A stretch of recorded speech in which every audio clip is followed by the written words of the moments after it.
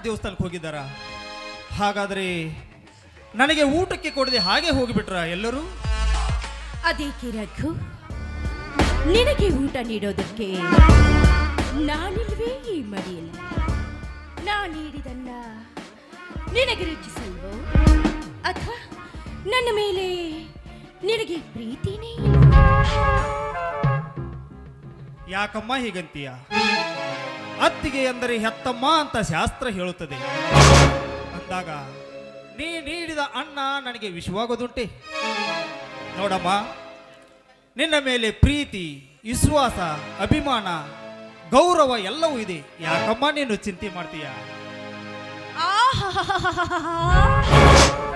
ಇದೆಲ್ಲ ಕೃತಕ ಪ್ರೇಮ. ನಿನಗೆ ನಿಜವಾಗ್ಲೂ ನನ್ನ ಮೇಲೆ ಪ್ರೀತಿ ಇದ್ದಿದ್ದೆ ಹೀಗೆ ದೂರ ದೂರ ಇರಲು ಸಾಧ್ಯನೇ ಇರ್ತಿರ್ಲಿಲ್ಲ.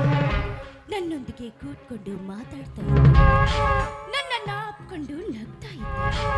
ಆದ್ರೆ ನಿನಗೆ ನನ್ನ ಮೇಲೆ ಪ್ರೀತಿನೇ ಇಲ್ಲ ಅಂದಾಗ ಅದು ಹೇಗೆ ಸಾಧ್ಯ ಹೇಳು? ಕ್ಷಮಿಸು ಅತ್ತಿಗೆ, ಕ್ಷಮಿಸು.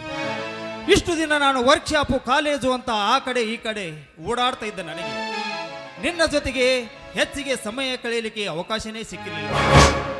ಇದೊಂದೇ ಚಿಕ್ಕ ತಪ್ಪು ಗಡಿಸಿರ್ಬೇಕು ಅಷ್ಟೇ. ನೋಡಮ್ಮ, ಅಣ್ಣ ನನಗೀಗ ಆರ್ಡರ್ ಮಾಡಿದ್ದಾನೆ. ವರ್ಕ್ಶಾಪಿನ ಕೆಲಸಕ್ಕೆ ರಾಜೀನಾಮೆ ಕೊಟ್ಟು ಕಾಲೇಜಿಗೆ ಹೋಗು ಅಂತ ಹೇಳಿದ್ದಾನೆ. ಇನ್ನು ಮುಂದೆ ನಾನು ಕಾಲೇಜ್ಗೆ ಹೋಗೋದು, ಮನೆಗೆ ಬರೋದು, ಕಾಲೇಜ್ಗೆ ಹೋಗೋದು, ಮನೆಗೆ ಬರೋದು. ಮನೆಗೆ ಬಂದ ತಕ್ಷಣ ನಿನ್ನ ಜೊತೆ ನಗು ನಗುತ್ತಾ ಕಾಲ ಕಳೆಯುತ್ತೇನೆ. ಆಯ್ತೇನಮ್ಮ? ನಿಜವೇ ರಘು? ನಾನೇ ಆಗಿಯೂ ನಿಜವಮ್ಮ. ಓ ಮೈ ಸ್ವೀಟ್, ನನ್ನ ಚಿನ್ನ ಕಣೋ. ನಿನ್ನ ಮುಖ ಅದಿಷ್ಟು ಸುಂದರ, ದೇಹ ಅದಿಷ್ಟು ಬಂದುರ. ನೀನು ಸದಾ ನನ್ನೊಂದಿಗೆ ನಲ್ದಾಡ್ತಾ ಇದ್ರೆ ನನಗೆಷ್ಟು ಸಂತೋಷವಾಗುತ್ತೆ ಗೊತ್ತಾ? ನಿಮ್ಮನ್ನ ತುಂಬಾ ಹರಿಸಿದ್ರು. ಯಾವಾಗಲೂ ಆಫೀಸು ಡ್ಯೂಟಿ ಅಂತ ಸಾಯ್ತಿರ್ತಾರೆ. ನನ್ನ ಆಶೆ ಆಮಿಷಗಳ ಬಗ್ಗೆ ಅವರು ಯೋಚನೆ ಮಾಡಿಲ್ಲ.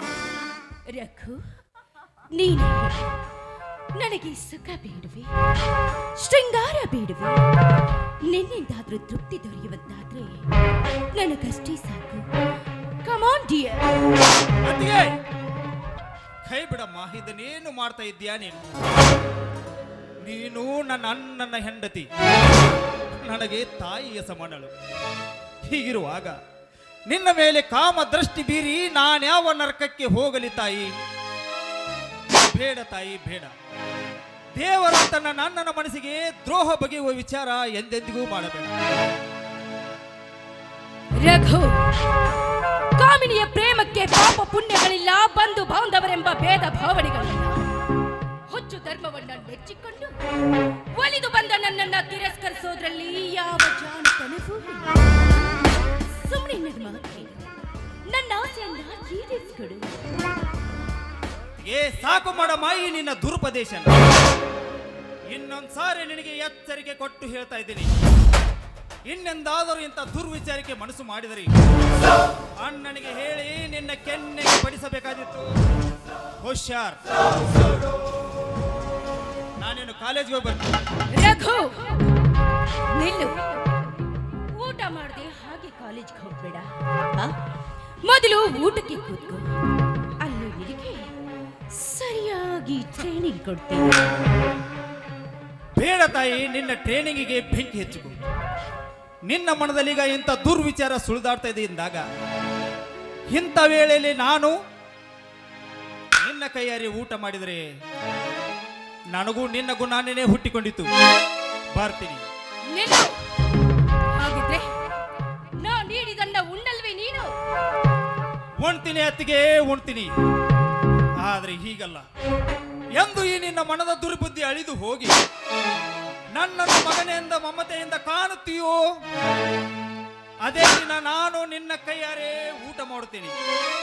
ಆದಷ್ಟು ಬೇಗನೆ ಅಂತ ವಿವೇಕ ನಿನ್ನಲ್ಲಿ ಬರಲಿ ಅಂತ ಹೇಳಿ ಈ ಪಾಂಡುರಂಗನ ಹತ್ರ ಬೇಡಿಕೊಂಡು ಇವತ್ತಿನ ದಿನ ನಾನು ಉಪವಾಸ ವ್ರತ ಮಾಡುತ್ತೇನೆ. ತಾಯಿ, ನಿನಗೊಂದು ದೊಡ್ಡ ನಮಸ್ಕಾರ. ಎಷ್ಟು ಸೊಕ್ಕಲ್ಲ ಇವಳಿಗೆ. ತಡೆ, ಇವರ ಸಾಯಂಕಾಲ ಮನೆಗೆ ಬರ್ಲಿ, ನಿನಗೆ ಚೆನ್ನಾಗಿ ಬುದ್ಧಿ ಕಲಿಸ್ತೀನಿ.